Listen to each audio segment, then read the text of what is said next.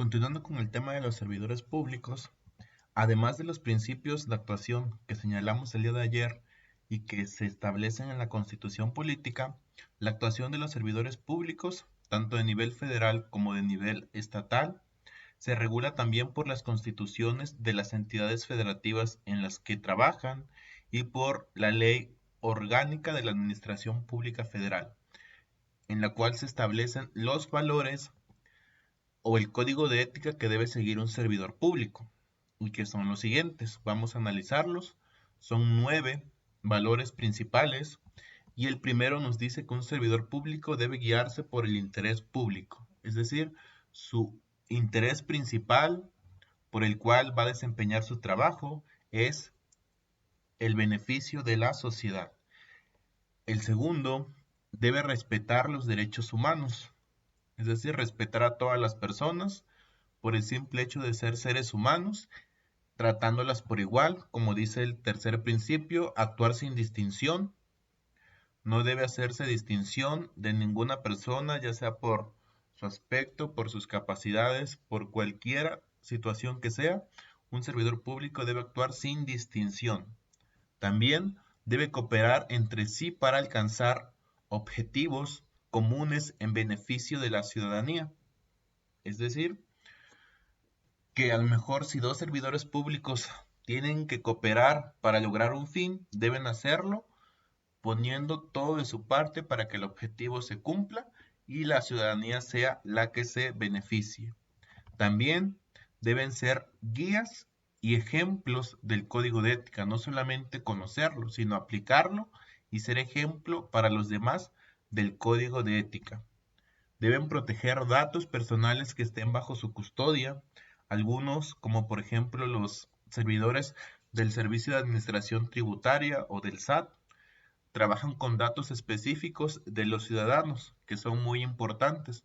Entonces su deber es que esos datos no lleguen a personas a las que no deben llegar. Deben proteger los datos que estén bajo su custodia. Deben cumplir fielmente con su deber o con la labor que les es encomendada. Deben conducirse siempre con respeto y educación para con los ciudadanos y para con los demás servidores públicos. Y deben cuidar y preservar el ambiente. Son 9 aspectos o valores que están establecidos en la Ley Orgánica de la Administración Pública Federal y que un servidor público debe seguir y cumplir. Todos los servidores públicos también son sujetos de responsabilidad, es decir, que están obligados a responder por los actos u omisiones que se derivan de sus funciones o de su trabajo, lo que hacen y no hacen, desde un trámite que se debe realizar hasta el manejo de los recursos públicos a los cuales ellos tienen acceso.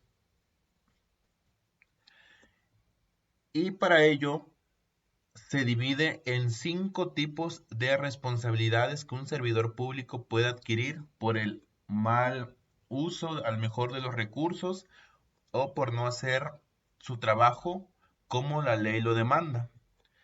El primero el primer tipo de responsabilidad es la política y aplica para servidores públicos que incumplan con los deberes propios de su cargo y con ellos se dañen los intereses públicos.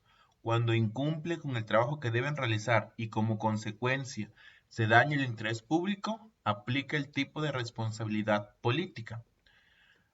El segundo tipo de responsabilidad es la penal y aplica para quienes han cometido un delito descrito y sancionado en la legislación penal, es decir, que no solamente incumplieron con su trabajo, sino que cometieron un delito que ya está escrito y se establece en la legislación penal, aplica la responsabilidad penal y deben ser castigados por ello. La responsabilidad administrativa es para aquellos que incumplen con los principios de actuación que estudiamos ayer y que son 5: la legalidad, la honradez, la lealtad, la eficiencia y la imparcialidad. Si el servidor público incumple en alguno de estos 5 principios de actuación, se le aplica un tipo de responsabilidad administrativa. La responsabilidad civil es para servidores públicos que al cometer un delito causen daños a las propiedades o riquezas de la nación. A diferencia de la política, en donde se dañan los intereses públicos, en la civil ya se está dañando las propiedades o riquezas de la nación, entonces la responsabilidad es civil. Si se dañan intereses, es una responsabilidad política. Si se daña ya propiedad o riqueza de la nación o de los ciudadanos, es responsabilidad civil. Y la última es la responsabilidad hacendaria, y es para aquellos servidores que no informan sobre el destino de los recursos públicos, es decir, en qué se gastan los mismos. Como servidores públicos tienen acceso a este tipo de recursos, pero deben informar en qué se gastan o en qué se hace uso de estos recursos. Cuando no lo hacen, aplica un tipo de responsabilidad hacendaria. El procedimiento que se sigue con cada tipo de responsabilidad se detalla en los artículos 110 al 114 de la Constitución. Ahí se especifica qué procedimiento se sigue en cada tipo de responsabilidad con el servidor público.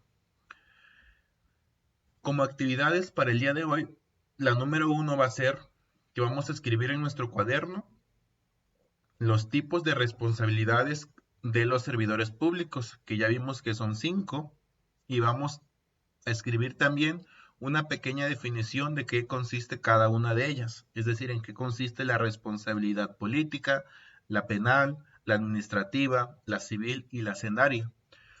Como actividad número 2, vamos a escribir el nombre de algún servidor público de nuestra entidad o de nuestro país que represente algunos de los principios de actuación.